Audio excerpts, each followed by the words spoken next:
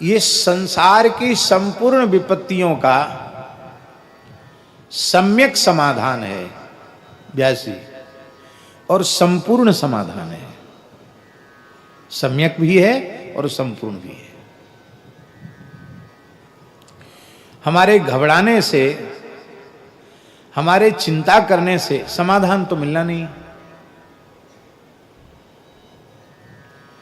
जो होना है सो तो होना ही है। हमारे चिंता करने से, घबराने से समाधान नहीं मिलना है। किंतु यदि ईमानदारी से उस समय जीव भगवान की शरण हो जाए तो तत्काल समाधान हो जाता है, तत्क्षण समाधान हो जाता है।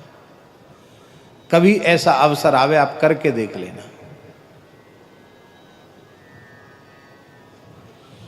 क्योंकि भगवान शरण गहे की लाज, जो भगवान की शरण ग्रहण करता है उसकी लाज भगवान के हाथ में होती है।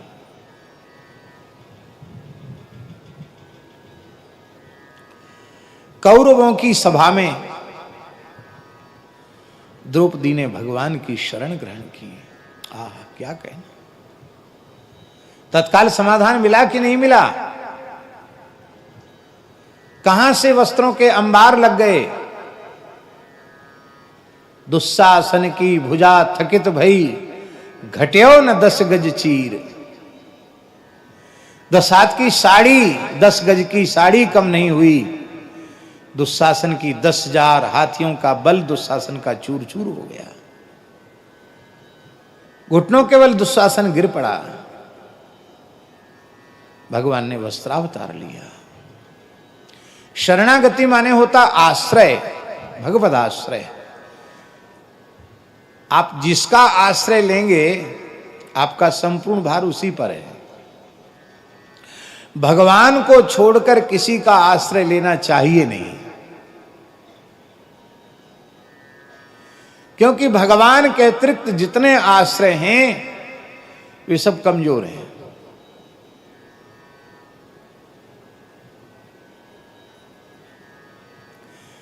जो सबका आश्रय है वही हमारा आश्रय है। सबका आश्रय श्री कृष्ण को छोड़कर और कोई दूसरा नहीं हो सकता। सबका आश्रय केवल भगवान है। ब्रह्मा जी का आश्रय भी वही है, शंकर जी का आश्रय भी वही है, इंद्रादि देवताओं का आश्रय भी वही है। शिव विरिंचिनुतम शरण्यम ध्येयम सदा परिभवग्नमभीष्ट दोहम तीर्थास्पदम शिव विरिंचिनुतम शरण्यम भृत्यार्तिहम प्रणतपाल भवाब्धिपोतम वंदे महापुरुषते चरणारविंदम। जो सबका आश्रय है वही हमारा आश्रय है। आश्रय की बहुत महिमा है। कथा तो ऐसी ही है, हल्की है, पर आश्रय की महिमा, शरणागति की महिमा इसमें समझ में आती है। महाराज जी, ये पंचतंत्र की कहानी है, विष्णु शर्मा की। पंचतंत्र एक बड़ा अद्भुत संस्कृत का ग्रंथ है। एक राजा के राजकुमार बड़े उद्दंड थे, पढ़ते लिखते नहीं थे। राजा बहुत परेशान हो गया। तब उसने घोषणा की कि जो विद्वान हमारे इन मूर्ख, उत्पाती, उद्दंड बालकों को पंडित बना देगा, विद्वान बना देगा, उसको मुंह मांगी दक्षिणा हम प्रदान करेंगे, जो कहेगा सो दे देंगे। बड़े बड़े पंडित आए, लेकिन वो महाराज बड़े दुष्ट थे बालक। पढ़ने लिखने के नाम पर गुरुजी की पिटाई कर देते थे।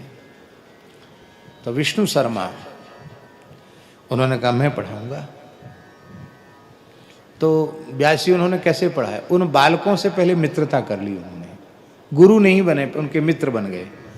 और घूमते फिरते हुए कुत्ता बिल्ली की कथा, हिरण की कथा, शेर की कथा, ऐसी कथाएं सुनाने लगी। उन्हीं में धर्मशास्त्र के श्लोक, उसी में पुराणों के श्लोक, उनको नीति का पंडित बना दिया, राजनीति का महान विद्वान बना दिया, धर्मशास्त्र का महापंडित बना दिया। अद्भुत है पंचतंत्र।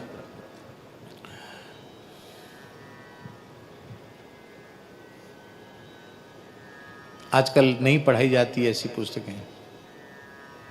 लेकिन हमने एक बार संपूर्ण पंचतंत्र पढ़ा है, एक बार पढ़ा है, पढ़ने योग्य है। वैसे सब तरह की बातें हैं उसमें, ये बात भी है, अश्लीलांश भी है कुछ, लेकिन वो भी प्रेरक ही है, सब कुछ अच्छी बात है। तो उसमें एक कथा है कि एक बकरी एक चरवाहे के झुंड से बिछुड़कर जंगल में भटक गई। अब रास्ता उसको भूल गया, हाथ पांव फूल गए बेचारी के, थक कर जंगल में एक पठार, एक क्षेत्र था ऐसी मैदान, वहां बैठ गई। ऊसर बंजर जगह होती नहीं, कई जगह वहां पेड़ पौधा घास कुछ नहीं होती, वहीं बैठ गई मैदान में। पर कहां बैठी जानते हैं व्यास जी? वो उस जगह बैठी जहां शेर के पैर का चिन्ह था, शेर के पंजे का चिन्ह था, वहां बैठी वो। क्यों? उस बकरी ने मन में सोचा कि इस घोर जंगल में बिना आश्रय के नहीं रहना चाहिए, और आश्रय किसी कमजोर का नहीं लेना चाहिए, आश्रय किसी मजबूत का लेना चाहिए। तो इस वन में तो सबसे ज्यादा मजबूत वनराज सिंह है, इस सिंह के चरण का चिन्ह है, तो क्यों ना मैं इसी चरण चिन्ह का आश्रय लूं। तो महाराज जी उसने उस पैर के निशान का आश्रय लेकर बैठ गई। सबसे पहले शियार आया, शियार गीदड़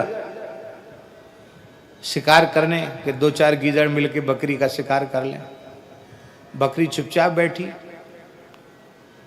ऐसे कर रही। तो सियारों ने कहा, हे बकरी, डरती नहीं है? हे खबरदार, मैं क्यों डरूं, तुम डरो, भागो यहां से। अरे बड़ा रुआब गांठ रही है,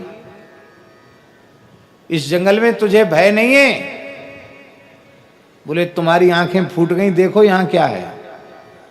तो शियारों ने देखा शेर के पैर का चिन्ह, कहा मैं यहां इसकी उपासना में लगी हुई, यहां नियुक्त हूं मैं। गीदड़ भाग गए। बोले भैया, राजा से विरोध रखना अच्छी बात नहीं है, जंगल में रहेंगे तो बिना शेर की कृपा के कैसे रह सकते। भाग गए गीदड़।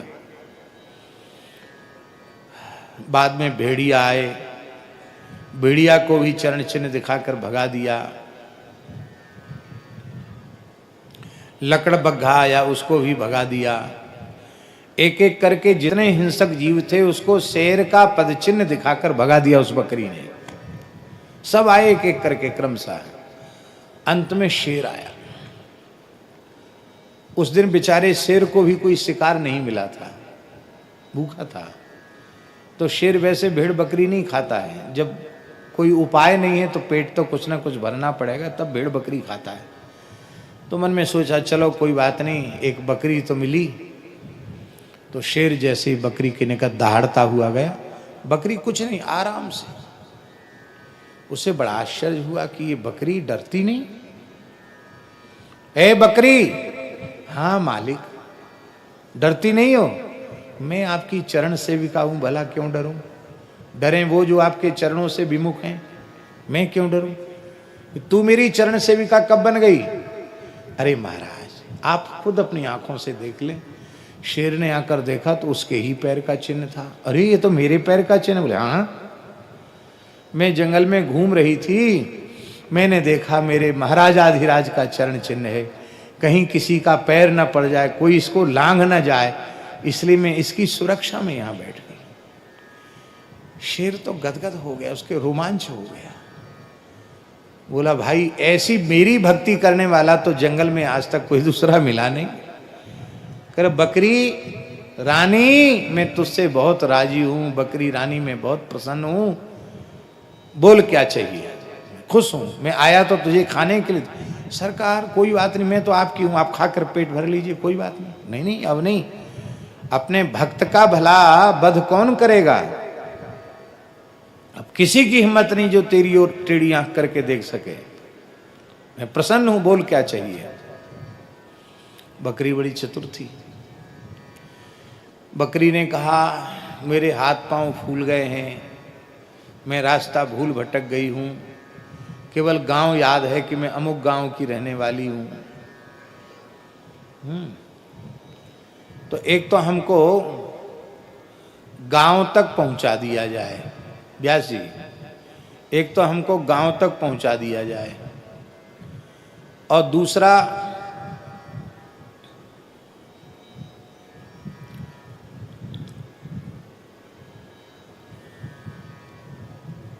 यहां मैदान में घास तो है नहीं, और अब मुझे भूख लगी है।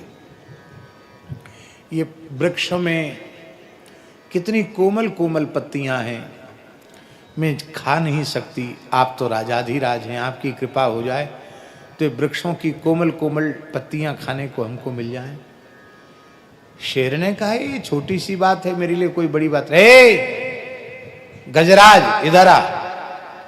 हाथी को बुलाया। हाथी ने आकर शेर को प्रणाम किया। महाराज क्या आज्ञा है? ये मेरी भक्ता है, चरण सेविका है, बकरी, इसको अपनी खोपड़ी पे बिठाओ। शेर ने बकरी को सिर झुका दिया और बकरी छलांग लगा के हाथी की खोपड़ी पर बैठ गई। हाथी ने बकरी के चरणों में सिर झुका दिया और बकरी उछलकर हाथी की खोपड़ी पर बैठ गई। सिंह ने कहा बढ़िया बढ़िया कोमल कोमल पत्तियां खिलाओ इसको पेड़ों की। अब बकरी तो बढ़िया सिंहासन पे चढ़ी है महाराज, क्या कहना, हाथी कितना ऊंचा होता, उसकी खोपड़ी पर खड़ी हुई बकरी कोमल कोमल पत्ती खाई। बोले पेट भर गया? बोले हाँ भर गया। जाओ इसका अमुक गांव है, वहां पहुंचा के आना, बीच में छोड़ के आए तो सुन लिया, खबरदार फिर तुम इस वन में नहीं रह सकते। तो हाथी उसको खोपड़ी पे बिठा के उस गांव तक भेज के आया। भले ही बच्चों की कथा हो और झूठी हो, काल्पनिक हो, पर बड़ी प्रेरक है। एक बकरी जैसा तुच्छ प्राणी, उसने एक वन्य प्राणी शेर के पैर के चिन्ह का आश्रय लिया तो हाथी के मस्तक पर चढ़ गई और कौपल खा रही है और हाथी की सवारी करके घर तक गई। तो जो अनंत कोटि ब्रह्मांड नायक सर्वेश्वर परात्पर परब्रह्म असंख्येय कल्याण गुणगुण निलय सर्वशक्तिमान सर्वेश्वर परात्पर परब्रह्म श्री कृष्ण का, श्री राम का, श्रीमन नारायण का जो साक्षात आश्रय जिसने लिया है, शरण ग्रहण की है, उसको क्या प्राप्त नहीं हो जाएगा।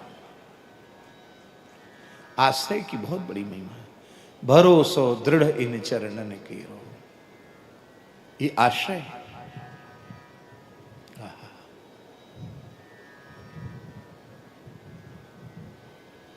पूरा श्लोक याद नहीं आ रहा है इस समय।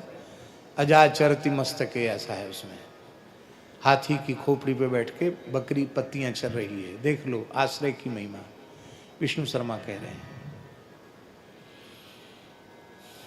इसलिए भगवान का आश्रय बहुत